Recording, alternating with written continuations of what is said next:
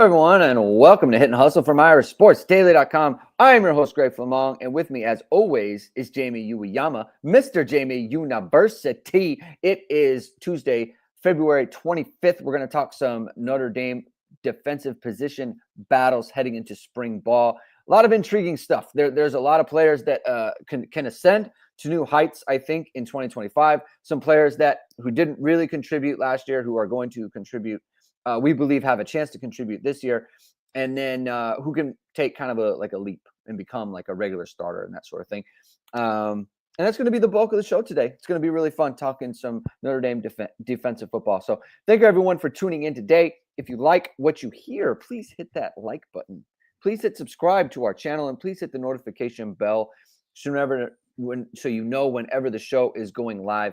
Links to the podcast are in the description below. And as always, the show is brought to you by ESQ Clothing, which of course is founded by Notre Dame alum Ge Wang.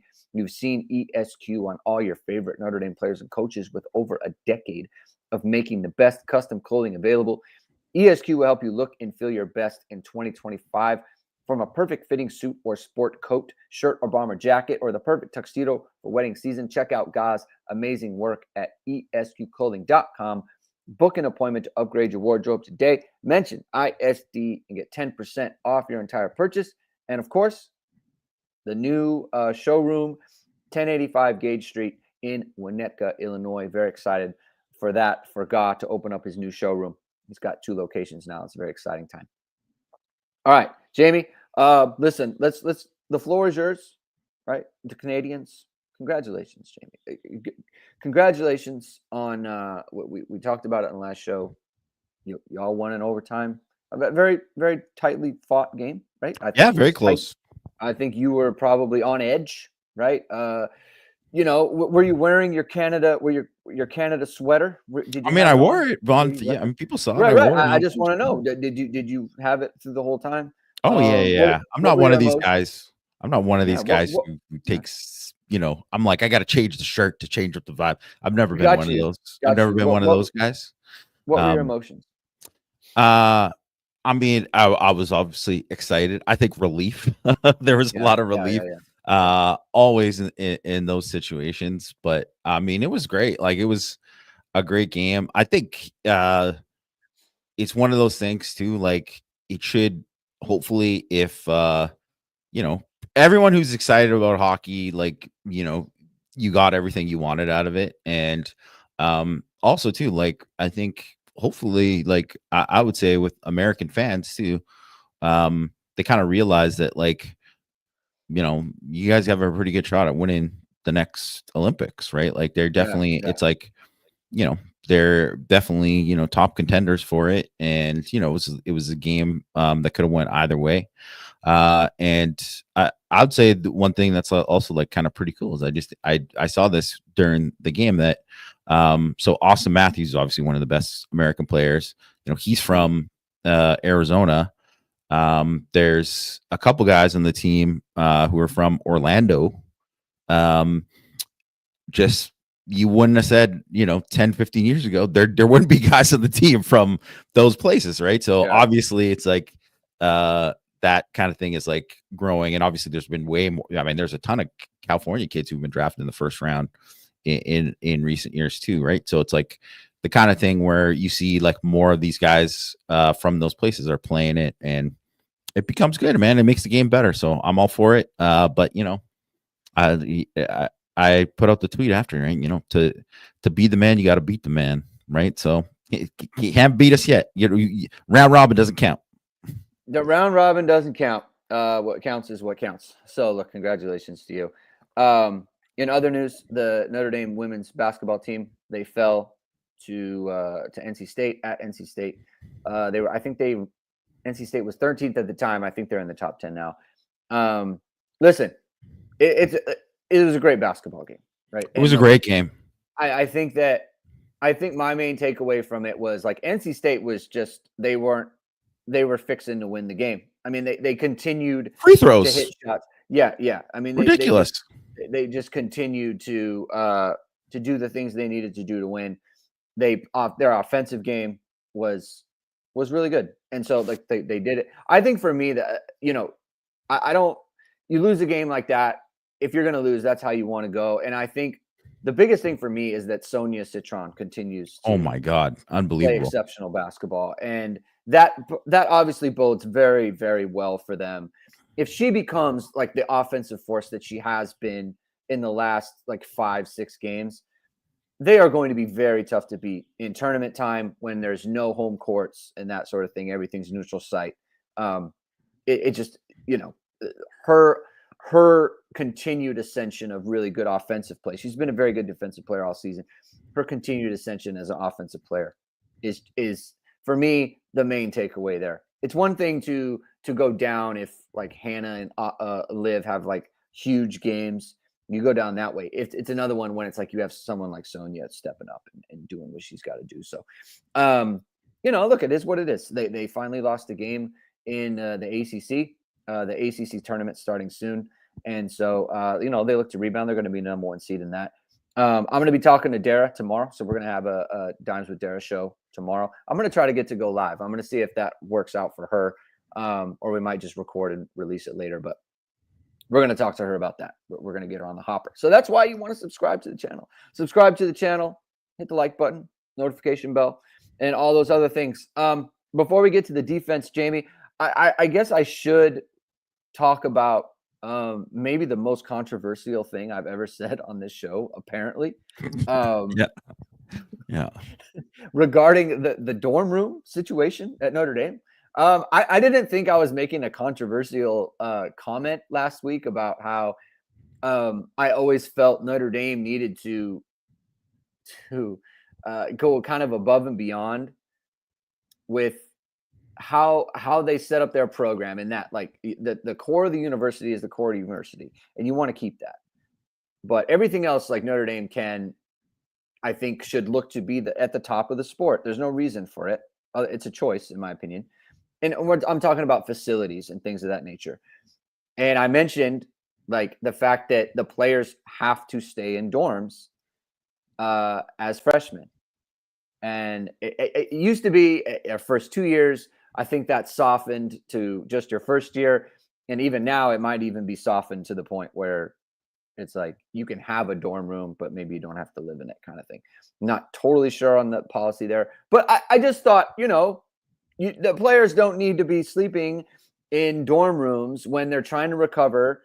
And, I know for a fact that Kyle Hamilton's first fall camp at Notre Dame in 100-degree heat, he's standing in a dorm room with no AC.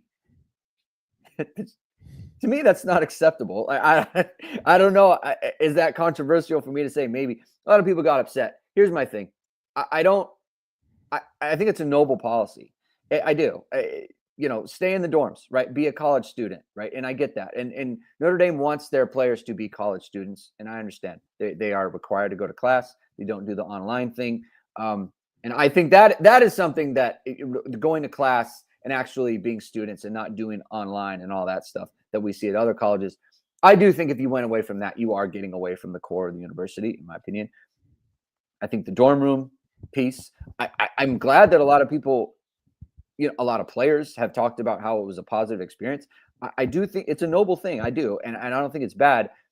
I just think it's one of those things that like, if you don't have them do that, you don't become a different university. You don't lose the mystique that is Notre Dame. And so it's better for players to be comfortable where they're sleeping. And Matt brought up a couple of examples on the board where it's like players, they have different schedules than their roommate and they can't sleep and the beds are not very big. And it's not the best situation for high level athletes. That was all my point was. So yeah.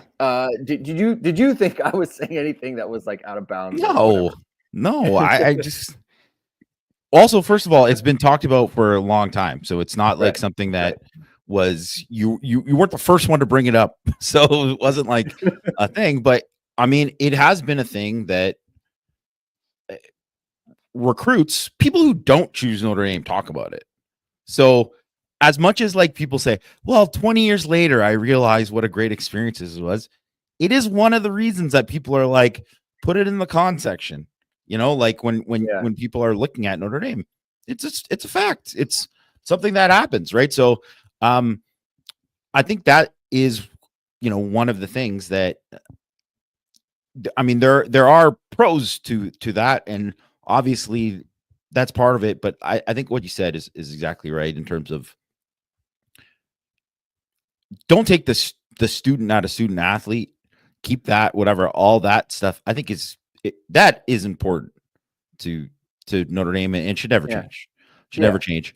But let's just face it. When people are saying like choose hard, that's what they're talking about. They shouldn't be talking about like, well, you're in a thing with no air conditioning. Like, no, it's also too, like, I'm sorry, hopefully we don't have any climate change deniers listening, but like, it's hotter now in summers, so you need more AC and all that kind of stuff. Like with sports science and all that, like we know more about it. Sleep is how important sleep is. It's just one of these things, like, I think there's a lot of, like what Matt wrote about too. There's a lot of valid reasons for why it would make sense to have, separate housing for just specifically for that kind of thing. And even I would think, even if you're going to do it and say like, oh, okay, well, like in the spring semester, it's different. Okay, that's different because your schedule is different. But in the fall semester, I think it's like, it is a big deal. Yeah, I just didn't think I was moving mountains with that. But look, a lot of pushback on the board. But look, I appreciate the interaction, right? I do, and it's fine. People have their opinions. I was just surprised to get on the board, and there was like a long thread about like, you said this, and I can't believe it. It was crazy. But again, everything was, everything was copacetic on the board. It wasn't like it was a big, people were like vitriol. It wasn't like that. Just, I don't know. Thought I would address it. All right. All right. Let's talk about some defense, Jamie. Let's talk on the D line, right? So Notre Dame's losing Howard Cross and Riley Mills. Now they're also losing RJ Oben. I think obviously Cross and Mills are the big headliners of what they're losing from last year's team. They were kind of mainstays on the inside. They were fixtures. Everything beyond that was kind of depth. Those two are out. So you've got players like obviously Donovan Heinisch. You've got Jason Onye, who we're going to talk about. Like, he's kind of someone that you want to have a bigger role if he's going to be on the team. Gabe Rubio is a big one. Armel Mukam is a big one. I'm just talking about the interior players, of course. And I said Armel Mukam. Cole Mullins is someone. And then you get into the Sean Sevillanos. You get into, so many people ask about Brendan Vernon and Devin Houston all the time. Kind of where are you what are you monitoring on the D tackle front for Notre Dame on the inside and these position battles and what you're kind of like, what you want to see from certain kind of guys to give you confidence Notre Dame's going to be a good football team? Obviously, they got some Jared Dawson in the portal as well, so he's going to be someone to track. Elijah Hughes also in the portal on the inside.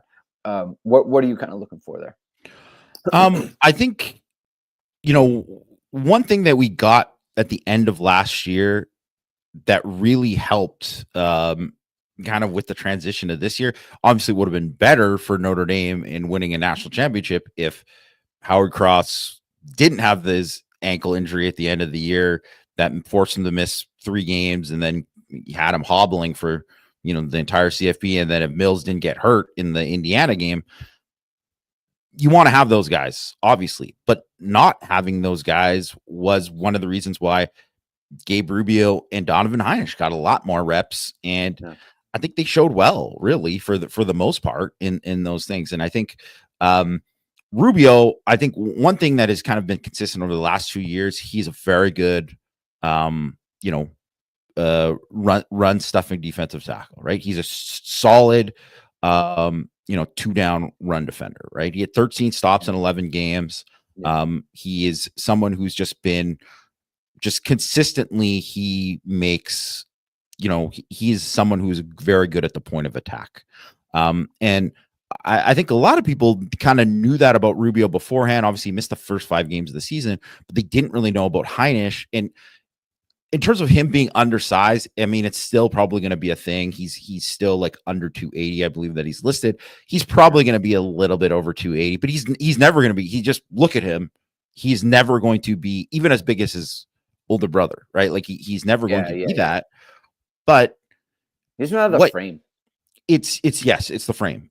But the thing is that it doesn't mean that he won't be like a bulldog who can play. Do you want him to be a guy who plays 60 snaps a game? No. But he's a very good pass rusher. Like he actually really, really took like a big jump. I think a lot of people will be surprised. He had the 6th best PFF pass rush grade versus true passes of any returning power forward defensive tackles. He had 4.5 sacks, 19 pressures, were 4th on the team, 7 in the final 3 CFP games. So, I mean, he's a guy who can play in sub packages for Notre Dame. Like that is something that I think is important because, when you're looking at Mills and Cross could play there, and Rubio, that isn't something that he can do, right? And I think it's undetermined what you were going to get from anyone else. So you have to have somebody who can do that. That he can do that. He was very good with stunts and all that. Anye was having a breakout season before he got left the team, right? So specifically as a pass rusher, like he had a 42.9% win rate versus true pass sets, which if it qualified would have been 1st out of any P4 defensive tackles. 2.5 havoc plays and a block field goal in the first 5 games. He had 10 pressures in his final 10 pressures and 54 pass snaps. Yeah. And it was all in the final 3 games, right? So sorry, my headphones are like leaving my head right now, so I had to adjust. Oh, good. But like if that, like that's a lot you can build off of that group right there, right? Like, and I think there are things there to suggest like these guys can play more and get better and do these things too, specifically with Anye and Heinisch too, especially because I kind of think like Rubio, it's kind of like who he is. He's like going to be a 2-down guy. I don't really see him ever being like a big time pass rusher. It's just not. He just doesn't have the traits. Right. He had one pressure last year. Yeah, and it was 130 pass rush attempts. So. Yeah, and he had more in the previous year, but he's going to be a guy who just pushes the pocket in terms of just using power to kind of like that thing. I think what people should look at though is like Jared Dawson was absolutely the biggest pickup that they had in the offseason in terms of need and what they're like. He should be a starter. I was going to say, do you expect him to start for Notre Dame? I expect him to start. Like he was essentially like, we've talked about this before, how they were like, they kind of split the 4, their 4 top 4 guys, they split. So he played 29.4 snaps a game. Like basically everybody was like, 25 to 30-ish snaps per game of their defensive tackles. He was really good. Like he had 6.5 tackles for loss in 11 games. He had a top 20 PFF grade out of all the power forward defensive tackles last year. And no returning P4 defensive tackle had a higher run defense grade than him. So that's pretty good. Like if you're just adding a guy right there who can do that kind of stuff, like if he comes and he plays just at that level right there, that's a quality guy. Like that's a quality starter right there. Right. So, I think, that is definitely, and I think he can play 3-tech. He can play nose, probably going to be more of a 3-tech, but like, I think he's a guy who can, start. Like he should come in and, he's got to learn the defense, got to do all that kind of stuff. But I mean, there's no doubt he should be a guy who can start. And then Elijah Hughes, who people kind of I've talked about, like, I really like his traits. I think he's got like NFL pass rush traits that you can kind of see. He's young. He's got 2 years of eligibility left, but he's also like, he's not a guy who redshirted. He isn't like 3 years. So he's still like relatively young. He's like 20 years old or whatever. Like he's a 2023 class guy. So he played as a true freshman, played last year, only played 7 games. He missed time because he had a hamstring. Right. So he missed some time, but I mean, he was pretty good in those things. Like I watched a lot of film. He was good in the rotation guy for USC.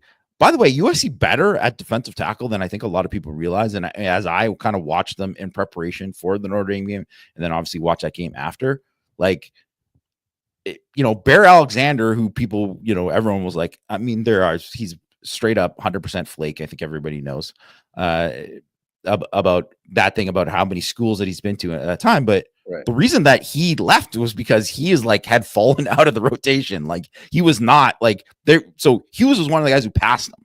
So he's just, they had some pretty good guys there. They were better, way better inside than they had been last year at defensive tackle. So, or the previous year, like 2023. So, I think he's a guy who has a chance to like actually be good and play and be a rotation guy, and maybe even be more than that. Like that's on the table. I mean, but really what it comes down to is like, you feel confident what you got in Dawson. I think you feel confident what you have in Rubio. Heinisch obviously offers something. Can he be like a little bit more like stouter at the point of attack, that kind of thing? Can he get a little bit bigger? You know, we'll see. Anye is a huge question mark. And then after that, it's like, really, if you look at it, Mukum and Seviano, and then Mullins, really, because I don't know how Mullins is going to be in terms of like what his weight is. I think he was listed at 265. Obviously, he gained a lot of weight from when he was there. He was hurt last year, so he missed some time too. So I don't know where he's going to be at the spring. So I think we have to kind of look at it. But I mean, honestly, I was impressed with him in fall, like when we saw him, and spring last year too. Like, this guy's like really good compete level for a guy who's just playing inside. Like, he's got like real potential. He's got real potential, and he's like a tough kid. And Seviano too. Like, I think one thing that you see with like Seviano is like, I mean, he's 320 pounds. You know, he can move good for a guy who's 320. It's like, well, what kind of shape is he in? Is he going to be the guy who can play like, he can give you like 20 snaps. He can do this. He can give you 20, 25 snaps, be a guy who can, you know, look like, I'm not saying he's going to be this guy, but I'm thinking about like how Lewis Nix came in and he was like super heavy. And then like that next year he took like a big jump as that, because he's that same kind of body type, obviously, as a Lewis Nix. Can he be someone who is like that? Maybe like a disruptive, you know, nose one tech type. And Mukum really has like, I would say out of all the guys in the roster, probably has a high ceiling as anybody. Like, for people who don't know, he was a guy who hadn't played like a ton of football. I don't believe he started till, you know, 10th grade. So he didn't start playing football till 10th grade. Was a guy that if you look at like athletic markers, he like kind of fit all these like athletic markers. So he was a guy who was committed to Stanford. Notre Dame flipped him. Was like an edge guy that they moved inside. He's over 300 pounds right now. So he's what came in, he was like around 250. So he's put on 50 pounds since then. He had like there's a few reps that he had in garbage time last year where I was like, whoa, like they were very, very impressive. And he is someone that when some of the older guys talked about, they're like, yeah, you can like see it. So he obviously was not ready to play last year in those kind of settings where it was like a CFP type of thing. So he's someone that if he can make a jump and be somebody who's there, I mean, that's going to be huge. I mean, it's year 3 for him. It totally makes sense that he would be, you know, this would be the time. That is for so many, especially defensive tackles. Like that year 3 is like a massive, massive jump. If you look at like specifically like guys like Cross and Mills are 2 examples of that, where that year 3, there was like both those guys were like, oh, they were on a different level. Because there is a certain amount, like even if you are like a straight up dude, you got to have like the man strength, and you have to have there's so much technical stuff that like one false step and you can get pancaked on a double team so easy, right? So there's all of that. I mean, so that is going to be important. Devin Houston, you just haven't seen enough to say like he's really, I mean, this is like kind of like a make or break spring for him. Brandon Vernon, I saw he's 262 listed on the roster. That says to me he's probably he's probably moving back out to end, and they're just gonna, I don't know, give him reps there at end. But like there's no reps out there. There isn't really. So I don't know. Like it's, I mean, it's just it kind of is what it is. It's he's in tough for him right now. I never want to say like, hey, you give up on a guy, because there are always exceptions guys who become something when you think like Yeah. it's over for them or whatever. It happens. But like I said, it's into year 3. He's someone that came in and people were like, oh yeah, he shows violence and all this kind of stuff. It's like, well, what is missing from him? And one of the things that I think was missing from him is like, he just doesn't have the traits to be a guy who's like, he's not a dynamic athlete. Like he's not someone, and specifically, I always think with like pass rush, it's like lateral quickness and stuff. That's going to make the difference. And doesn't really have that. So he has to be a power guy. And you have to be like, if you don't have that, you have to be, you have to be power, technical, like elite, technically sound. You have to be. Yeah. And if you're not, then it's tough sledding. Right. So, it's not to say that he can't do that, but it's like, this is the time, or else it's, or else, he might not be around in the summer and the fall. Well, it's a practical problem when you have Bryce Young and Josh Burnham over there, right? And they're going to move Burnham back to the strong side because they have a bunch of Vipers, right? Yeah, like Patelho, Traore. They have Junior Tuihalamaka, who has a role there. They have Logan Thomas. I mean, that's 4 guys. And then you have, again, you have Burnham and you have Bryce Young, and Bryce Young is ascending. Where are your reps coming from that? And not just that, but after that, like Logan Thomas, he could keep getting bigger and bigger. Like Logan Thomas has frame to get as big as Burnham is right now. And why couldn't he play the strong side at some point, right? Like there's no reason for that. It just seems like you're thinking about a player where it's like, how does it work out for him specifically? But when you look at the rest of the situation, it's like you said, if you don't have some kind of trait that separates you from everybody else, it's going to be very, very difficult. And that's kind of where he's at, in my opinion. So it'll, I think on the interior, I think they have a lot of options. But how many of them are going to be like top line? I really think like it would be great for Notre Dame if like Jared Dawson took like I want to say a leap, but just like, hey, you was ready to be like you're a frontline guy, right? You're going to be that, right? If Donovan Heinisch could, if Gabe Rubio, like if Dawson and Rubio could kind of alternate there, if Heinisch and someone like Hughes or Heinisch and Onye or something like I don't think there's going to be anyone in there. It's like they are mainstays, superstars, but I think there's so much around them that I think they have good enough bodies and they have good enough, like you can expect good enough snaps from them where it's like, I think they're going to be all right. Like, I think they're going to be okay. They're not going to have an All-American, but I don't know that they need that based on everything else that's around them. Cause I do think the defensive ends, they could have some stars there, whether it's at strong side or at Viper. Let's talk about Viper. It's a very interesting position because you have Patelho and Traore. Well, I think Traore was, poised to just kind of break out and be a star. Patelho, you mentioned it a number of times, was playing at a very, very high level when he got hurt. He had seven total pressures and 45 pass rushes. And that's while splitting reps, right? And then you have Junior Tuihalamaka, who, was second on the team in total pressures, which I got to say, and this is kudos to Al Washington as well. I never saw it with Tuihalamaka going to Viper. I didn't think he had the length. I didn't think he had the burst. I didn't think he was a Viper, period. I didn't. The kid played, I should say the man, he's older now. The man played Viper for a team that went to the college football championship game. And that to his full credit. He's there as well.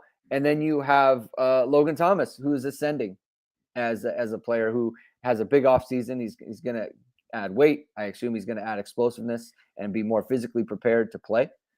How do you see Viper shaking out? It's one of the more interesting positions on the entire team, given the amount of good options it seems Notre Dame has there. Yeah. So, I mean, Traore and Botello probably won't practice at all. Or if they do, it'll be very limited in the spring.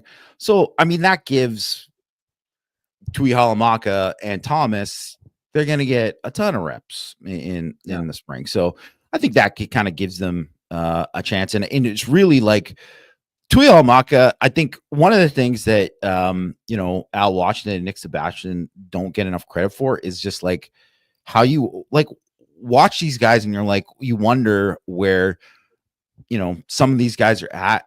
Like, just watch these guys take on a trap. Like, watch them take on a trap, watch them play like against a 7-tech tight end and how those guys play like technically. And you can just say like, these guys are well coached. Like, they're very well coached and they've like made jumps. So that's why when I'm watching someone like Tui Halamaka and Burnham, and I look at those guys and how those guys progress, because they were obviously linebackers who had to become edge guys.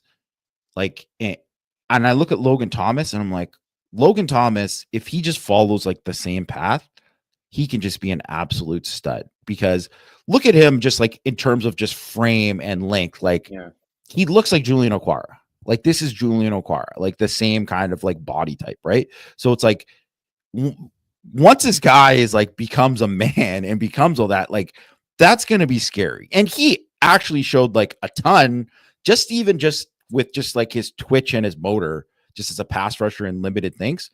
So he is someone that I think like has a chance to like kind of really like break out and really like take a jump and be a guy for them.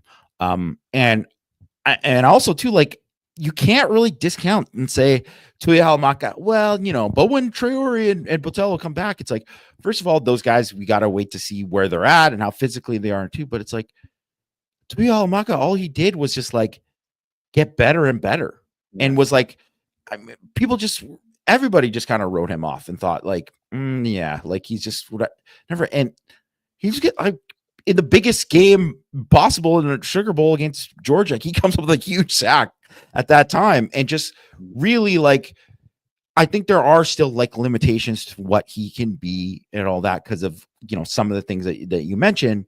But I don't see like how he's not going to be like, even if it's just a slightly better version of the guy that he was last year, he's just going to be. So they're just in a really overall healthy spot there at Viper. And I really like, because I think when it comes down to it, Tui Halamaka didn't play, wasn't like a third down sub package guy for them. And I don't imagine that he probably would be, this year. But when you think about it, like, they should have Botello, Traore, and Thomas. Like, those guys are all candidates, I think, to play on third down, because they played a little bit on third down. Like, when they had all those injuries, it was like Thomas was the guy that they said in Louisville, they were like, well, hey, we should you're just going to rush the passer here. He could easily be one of those guys this year. Sorry. Excuse me. You're good. You're good. So so in the spring specifically, like, Thomas is going to get so many reps. That's the other part. He's going to get so many reps because of the injuries to Botelho and Traore. They're just coming back. And the work that he's going to get, he's going to go up against, guys like Kirby Lambert. He's going to go up against maybe Charles Jagusa. Maybe he's going to go against Anthony Knapp, right? Like, players of that caliber is obviously very good for him. And we always talk about, like, reps are gold for a football player because they're just limited. And especially when you have a deep position like this, and that's going to be, it's going to be huge for him. So look, we're going to be monitoring Tui Halamaka and Logan Thomas and their progress as the spring goes on. That's the thing with Notre Dame, is like, they have so many players who can benefit from the spring, who it's like they could be major contributors for Notre Dame next year. But also you have like main frontline guys like Botelho and Traore who are like not going to take a ton of reps, right? But they're still intriguing. And I think that's what kind of, again, for me, kind of underscores the strength of this roster, just like overall. It's like we can have, so like, we had long conversations about the same thing on offense.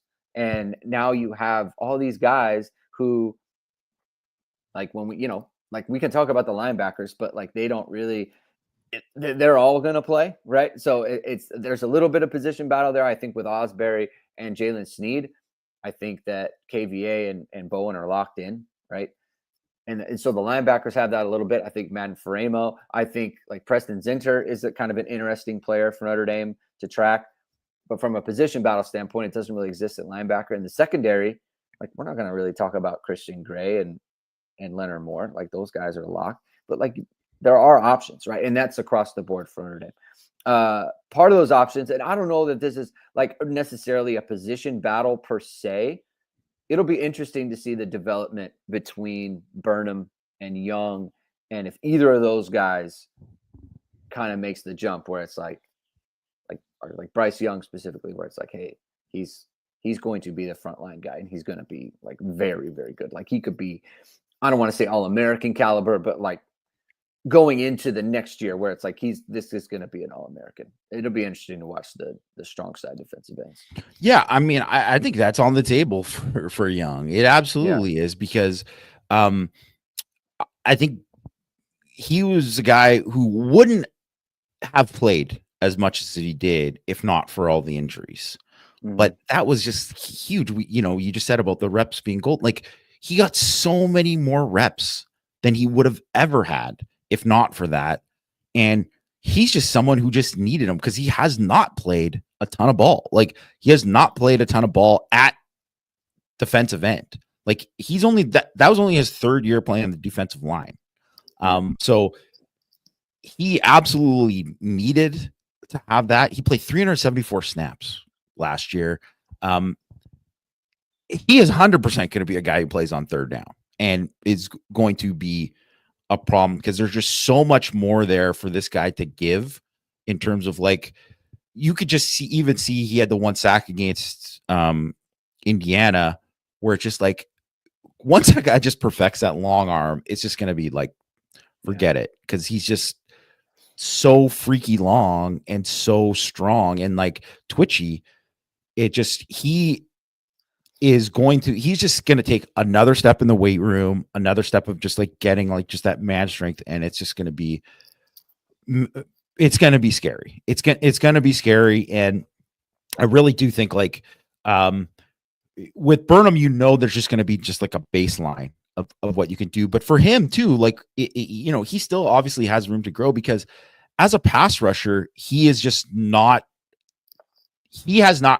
don't even think, he is anywhere close to where he can be. He can still be like become a way better pass rusher because right now he's a guy I think who, is just too limited with what he can do there. Like he doesn't use enough of his like quickness there and like doesn't consistently attack his edge. His hands can get better. He is a really, really good run defender and has become like a very, very good run defender. And also to him kind of like having to flip back and forth, that's not really beneficial to you. I mean, in the end, in the long term, it's beneficial, but it's not beneficial to you within the year of like kind of learning to kind of do that and be exactly where you're going to be. Right. So, I think he's someone I think could be really interesting because I also think he might be someone, him and Tui Halamaka are two guys that I think if you're going to look at guys that can be, leaders on the defensive line, those are two guys that you think about it, that maybe there's a chance that they might not start as the season goes along. That is definitely something that can happen. But it's the same kind of thing as like isn't a Pat Coogan thing. It's like it doesn't really matter if like those guys are key contributors and they're guys who are like important voices in the room. Yeah, like take away the captaincy piece of it, right? Because like Howard Cross wasn't a captain last year, but he's obviously a leader, right? Like, and the team needs leaders, whether they're captains or not, and especially I think this team because there's so many kind of obvious guys like that who have left the program, to go on to either other schools or they just graduated. And so that, like, to your point, even it's hard to be a captain if you're not like a sure starter. It just is. That's the nature of kind of football. But you do need leadership in there. And like guys, like you said, the guys like Burnham, guys like Tuli Halamaka who have been in big time games, they can provide that for the defense. And so it'll just be very interesting to monitor the the progress of Young and Burnham. And again, like, we always kind of talk about like iron sharpens iron and everything. It's like it's a really good matchup between these defensive ends that Notre Dame has and Notre Dame's tackles and offensive line. It's good for them to have quality on both sides that kind of can help each other. Because in the spring, that sort of thing doesn't really happen in the fall, but in the spring it does, right? You get a ton of reps good on good when you're not game prepping and you're not kind of resting guys and saving guys during the grind of now a 16 game season, right? Like, so the spring is just because a Chris Warioka. Wow. We aren't okay. There. Chris W. Chris W. Okay. Chris W. Not the Chris W that we know. Shout out to Chris. But to Chris W in here. I mean, 100%. He has all the first rounder. No, this is Bryce Young. Bryce Young has all the tools to be a first rounder, and I would Traore as well. Boubacar, 100%. Like, that is something that, he had the knee injury, so you have to see how it's whatever. But I said about Boubacar, I'm like, if he doesn't become that, it's like means something went wrong. Maybe that is because of the knee injury or whatever. But we'll see where he's at. But like, both those guys are going to be very, very high picks. Like, very, very high picks. So, they're in good shape. They're in really good shape there. Yeah. Speaking of being in good shape, linebackers for Notre Dame. It's a good situation. I do want to kind of hone in on Jalen Sneed and Jaden Osbury a little bit. Not necessarily a position battle. I think they are kind of up for the same role. Either that will or the rover spot that Notre Dame will play when they play 3 down. Because I think Jalen Sneed is even. I think Drake Bowen is, like I said, Drake Bowen I think is a lock in his role, and I think KVA is a lock in his role. And to some extent, I think Sneed and Osbury are locks too, but I think they have the most growth to make as defensive players in the defense. Where I think Jaden Osbury, I think he was hurt by the fact that he hurt his elbow. I think he had a pretty serious UCL injury. He had the brace on his arm, and I think Jalen Sneed post Louisville played some of the best football on the defense for what they were asking him to do. And he just kind of has kept ascending. There were questions about whether or not he would stay at Notre Dame or he would move on. He's still on the roster, so he's going to be around in the spring. I think he can be like kind of a dynamite player for Notre Dame. So, kind of, how do you think about the Sneed Osbury? What are you looking for those guys in spring as we hear? Well, I think one of the things with Osbury is that is something where I think size is a factor. Where you do kind of Osbury needs to get bigger. Yeah, he needs to get bigger. He needs to get bigger because if he's still under 220, that's tough. I mean, he's 216 listed on the thing right now. Like, it's just tough to play inside linebacker at 216 pounds. Yeah. It's not to say you can't do it. Some guys can, and it's just very, very difficult because they're never going to play a traditional rover. So he can't be to be an actual nickel linebacker. That is something that's very specific for certain types of teams that you would play, So, or you got to be like an athlete like JOK was. And even JOK, I don't even think would play in that exact same way that he did back then, because now that's just even more so geared towards 11 personnel for teams that you're facing. And there's just so many guys that you just don't like. Even with him, you don't want him to be like, okay, we can't ask this guy to carry this guy vertically all the time. It's just too much, right? So, and definitely not something that I would think Osbury can do, right? So, I think Osbury, I just want to see where that's at with him, because I think he had a very good year as a redshirt freshman, he did a lot of good things. And he was also too, he's a guy who's obviously very aggressive and instinctive. Sometimes I think it would get him to trouble because he would be too aggressive and maybe shoot a backside gap when it was nah, you can't do that now, because then you'd lose. And then all of a sudden they'd be down a gap or something like that. Right. That was something. And I think that was something that Sneed kind of struggled with before, right? And he got better at. So that's something that I want to see, is just like knowing when to go and knowing when to say like, no, I have to like fit within this role. And like, I want to see too, like, because I think that Sneed became a much better blitzer this year in terms of because you can be explosive, you can be as great as an athlete as you want, but you have to be able to like time it, fit it, all of these things that go along with it, right? And if you don't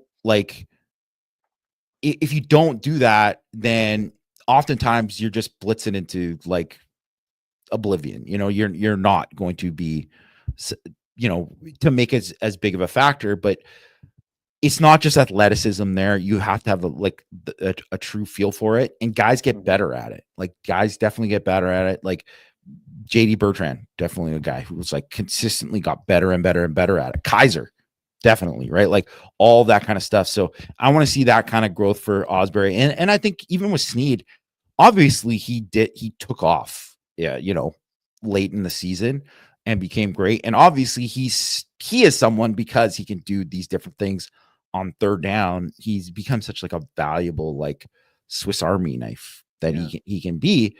But it's kind of like the question of like, I'm sure he wants to be the guy starting next to Bowen, starting next to Drake Bowen there.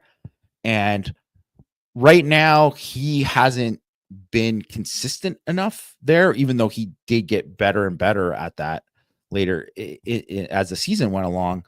But if he can kind of be that more, to say like, well, now I've kind of reached this point as an inside linebacker that I can play this and I could be a sideline to sideline guy and do all these things.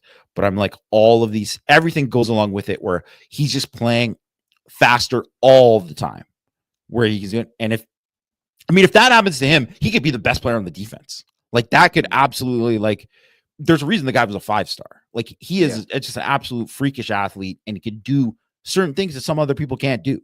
So to me, that's what it's about with him, right? That's what it's about with him. And if he does that, it's just like unlocks so many things. But I'm excited about all those guys, because every one of those guys is going to get better. They're going to be better. It's just going to be this, where it kind of figures out. Like KVA is obviously like, we're not going to talk about him much because we're already just, the expectation is he's going to be at this certain level. But like even Bowen, who was very good last year, it's a first year starter, like Drake Bowen, it's not out of the question he could be an All-American level player, right? Yeah. I was thinking like at linebacker, it doesn't really matter. Like, cause someone might have 100 tackles and someone might have this. So you could play at an All-American level. It doesn't matter. Right. But like he could play at that level next year. That is on the table. Yeah. The only question is like, is there going to be like the tackle for loss numbers that you kind of need to be an All-American? And I don't know if those will be there. But it could be because all of a sudden you can see like these guys trigger just a little bit faster with these things and all of that. And all of a sudden he could, and it maybe less of a rotation too, right? Like he shared snaps and maybe he won't in the middle because he'll be kind of the guy. So it's on the table. Your overall point, I agree with, and that is just like he has that level that he could reach. Look at how I feel about Drake Bowen. Well, and the real question is whether or not it's going to be those kind of 4 guys there, or if there's going to be somebody else who kind of breaks into it, right? Because they played 5 last year. Yeah. I don't really think you can play 6, to be honest. Like 5 was already kind of pushing it to me. Yeah. And I think some of the games where they played, when Kaiser was hurt and then Sneed obviously got benched in the Louisville game, when they played 3, that was one of the best games that they had when they focused on those 3 guys. Right. So,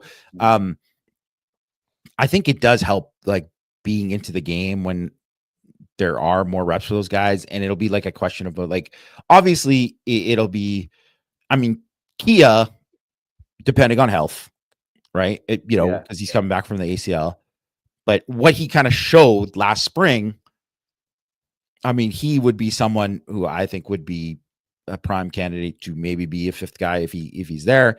And, but Cahoon, I think, is another one too, who's like, I think they really, really like him. I think they really, really like him, and he's a very good athlete. And I mean, he's kind of like sneakily on like near the top of my list of a guy that I really want to really watch. And I mean, I don't want to like just like write off Preston Zinter or whatever, but just in terms of like he needs to. I mean, he's obviously came in with some of these guys. It's like it needs to be a jump for him. This thing, if he wants to get into that, because if he's not, then it's like, well, those other guys are just like, you know, they're breathing down his neck. Yeah, they're really good, you know. And the thing for a guy like Preston Zinter, like every time I see him, I think he's like he looks good. I like him. Yeah, I like him. But there's like a lot of guys like that, especially at linebacker. They do a good job of evaluating that position for sure. It's kind of like DB at this point, right? So yeah, that's where it is. You talked about Jalen Sneed being a Swiss Army knife. You know, many people are saying that the Swiss Army knife of the media world is VSR Media. There you go. That's what a lot of people are saying that stuff. It's like the Swiss Army, they can do so much. They can do so much for you. Of course, founded by Notre Dame Football pregame host and Emmy Award-winning anchor Vahid Sadrazadeh, VSR Media provides professional and cinematic video and photo. Whether you're looking for a collegiate or pro-level highlight reel, have a personal story to tell, or are aiming to diversify and grow your business, VSR Media specializes in short and long-form video storytelling, social media management, and website design. VSR Media also captures professional headshots, senior and sports photos. Contact them at vsrmediacompany.com. Mention Irish Sports Daily to receive 20% off your first project. Visit them online or give them a call at 574-800-9106. Chris Wawarka is asking, how do you feel about Kaiser in the NFL? I think he'll latch onto the team and he'll play for a long time, whether it's on special teams or whether it's like Drew Tranquil, whether it's like J.D. Bertrand, Marist. I think it'll be like that. Yeah, I think he'll probably be a late round pick. I think he'll test pretty good. I think he'll test good. And also, too, he is someone that, you know, when they get into like the interview thing, he's going to hit it out of the park. He's such a smart, well-spoken kid. He also is someone who, you know, who's doing like his master's in like analytics so that he might be like a GM one day. So he sees like kind of big picture stuff. I just think he's going to be someone who is drafted late and then but makes the team and will play. Like how long is career? Who knows, right? When you know, with some of these guys, because there's always like, you know, injuries that go on to it. And like I said, he's a smart guy, but I think he's someone that, you know, maybe one day he might be the GM of Notre Dame football. Like that could happen. Yeah. Yeah. So I expect a nice career for Jack Kaiser in the NFL should he pursue that route. All right. DBs, Jamie, the best position on the field. Many people are saying that as well. All right. So guys that were, I think Adon Schuler locked in. I think Christian Gray locked in. Leonard Moore locked in, right? Carson Hobbs. This is a big spring for Carson Hobbs, I think. A very, very big spring. And Bronte Johnson, those guys. Where's Bronte Johnson even playing? Is he still at corner? I think they're playing him at safety. I think they're going to play him at safety. Okay, so but those are two guys to monitor this year. Because look, I know you've got Don Schuler who's there, and Jalen Stroman's coming in. Is he on campus yet, or is he? Yes, he is. He is. Okay, so watching him is going to be a big deal too, because we saw last year Rod Hurd came in, and a lot of people thought, well, he's just going to be the guy. Adon Schuler ascends to a level. Who can do that on Notre Dame's defense, right, at safety? There's a lot of options between Bronte Johnson is one, Luke Talich is one, Kennedy Urlacher is one. There's a lot of options that can make big leaps for Notre Dame and really push Jalen Stroman to be that starting safety, and even the third safety. Like that third safety spot is very big for Notre Dame as well. How do you kind of see this playing out? Like, let's start at Carson Hobbs, like what we need to see from him as a corner. Notre Dame needs three, right? You always need three. And I think he was a good bit behind Leonard Moore last year, but that's understandable. By the way, Leonard Moore, like, he was fourth on the team in total snaps. Fourth in total snaps. Like, you forget about, like, I know. You think of him as a reserve, He played 736 snaps last year. I mean, it's basically like he was a full-time guy. So, he got like entire season's worth of reps for him. But Carson Hobbs, talk about like kind of what they want to see from him, as they want him to be a viable player for their defense next year. Well, I think look at all you need to know about the importance of like having at least 3 corners is the fact that Ben Morrison, you losing like a guy who was, arguably top 2 corner in the country, and all of a sudden you just were able to just Leonard Moore was able to just fit in. Yeah. And even if you look at like that Louisville game, it's like Christian Gary misses that game. It was like, well, if you don't have Leonard Moore to step into that game, it's like, oh, they would have been in huge trouble, right? Like, because they obviously didn't have enough confidence to play anyone else. So I think ideally what you want to have is 4 corners, right? So you want to have 4 corners, kind of like what they did the year before when they had Hart and Morrison, Mickey and Gray, So Hobbs, though, perfect opportunity to be the 3rd corner, right? Like, with what they kind of have coming back, like he is right there on that. Like he's going to get all those reps. He's going to get all those reps. And if one of these guys is out, like a Morrison, but Moore or Gray for the spring, he would get up with the ones and he'll get all those reps. So it's a awesome opportunity for him. And whether or not he gets reps at nickel, because he was training a little bit at nickel too. Like I think that is something to watch. Obviously they bring in Devontae Smith too, to play that nickel spot as well. But like that is something that, you want to see whether or not he can do that. And he can be that. This is just such a huge opportunity for him. I think he showed well. Like he looked good in August last year. Like, he didn't, yes, he wasn't on the same level as Moore, but he still looked like this guy's going to be a player. Like he looked like he's very much on track to do that. So I think as long as he kind of like takes that next step, man, that is going to be very, very important. He is a very important player, sneakily like one of the more important players on the roster, really, because after that, you're looking at, young corners, like freshmen, right? Like you're looking at, these guys to play that Cree Thomas is obviously going to be on campus. So he's going to get run in the spring at corner, but is his best position going to be safety later on? Zachary and Dallas Golden are coming in the summer. So that might be where they're at. Like, guys can come in the summer and do it. Moore is a perfect example of that, right? Like that can happen. So we'll see where they get in. But if Hobbs already kind of established himself as like, hey, I'm the 3rd guy, or I can push like Gray even to maybe like see. I mean, I think that's a lot to just be like, he's going to do that, but to be the 3rd guy, to establish like, I am the 3rd corner, I can play, like I am a starter caliber level dude, because that's what you want to have. You want to have that 3rd guy or possibly a 4th guy to be like, hey, if we need this guy to play, this guy needs to play 60 snaps in a game, we're there. And we talked about them wearing down at the end of the season too. Like you need that depth.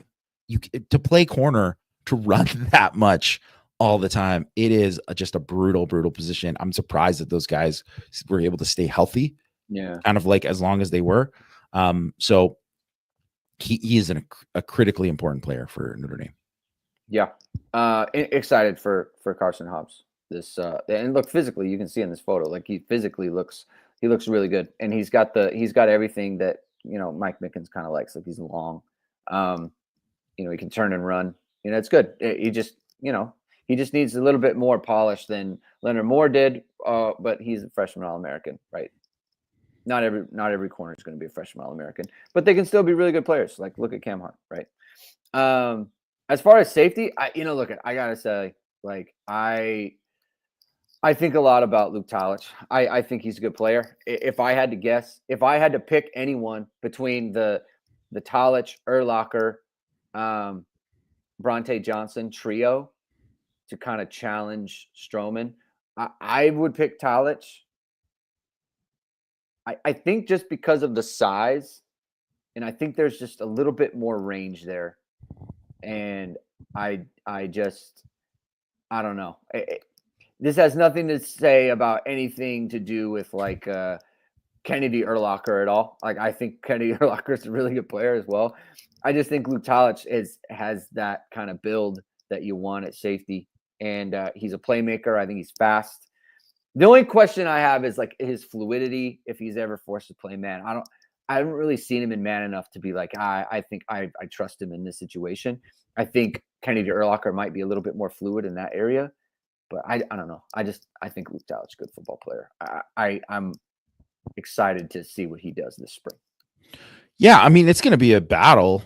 And I think the one thing with Talich, and I always like to see with any of these guys, is like, are you kind of like taking the necessary steps like every year? Obviously, he was a guy who was a walk-on, who was brought in with the idea that he would get. He's going to be on a scholarship, yeah. But he earned it. Like he absolutely earned it, sure. And was like he was what they wanted him to be.